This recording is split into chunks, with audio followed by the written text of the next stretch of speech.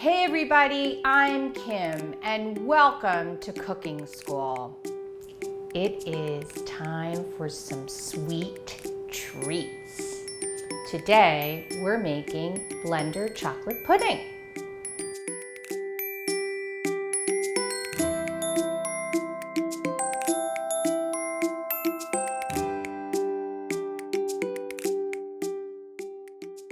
Traditionally, pudding is made on top of the stove. When you cook eggs and milk, maybe some cream. But in this dairy and egg-free version, we are just using a blender.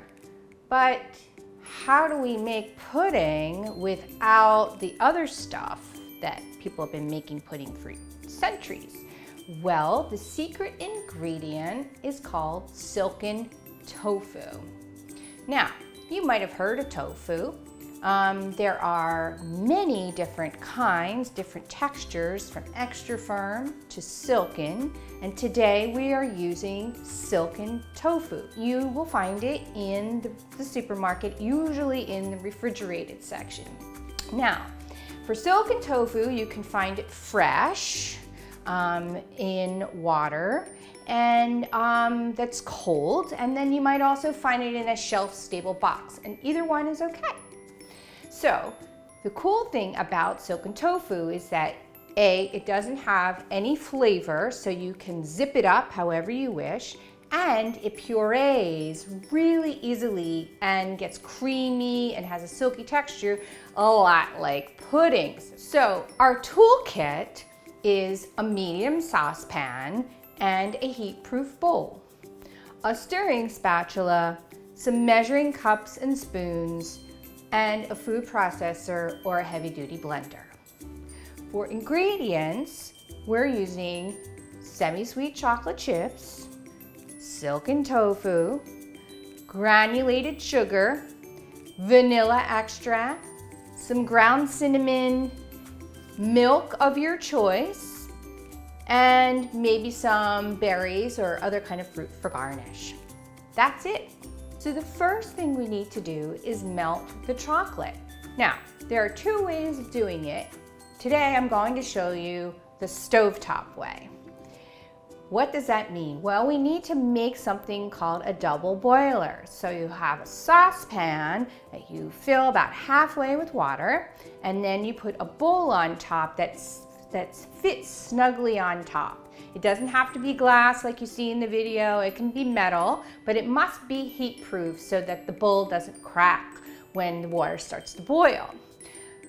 In the bowl, you put your chocolate chips, adjust the heat to maybe medium-high, and wait a few minutes for the water to start boiling, and you might even see steam escaping out of the sides of the bowl.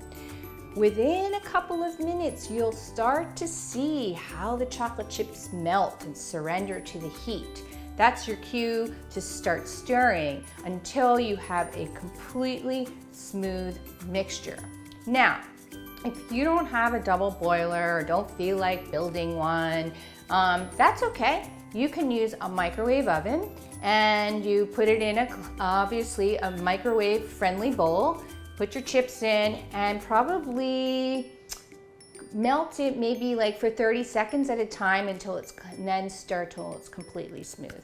So that's your plan B. Once your chocolate is melted, you let the chocolate cool for a few minutes. Meanwhile, in your food processor, you add the silken tofu, the sugar, the cinnamon, and the vanilla. And you process it until it is just completely mixed together. You may need to stop and scrape the sides of the bowl. Then, once the chocolate is slightly cooled, pour it in and process again, maybe scraping the sides of the bowl. Then add your milk. You can use any kind of milk. You can use cow's milk, almond milk, soy milk, whatever you like.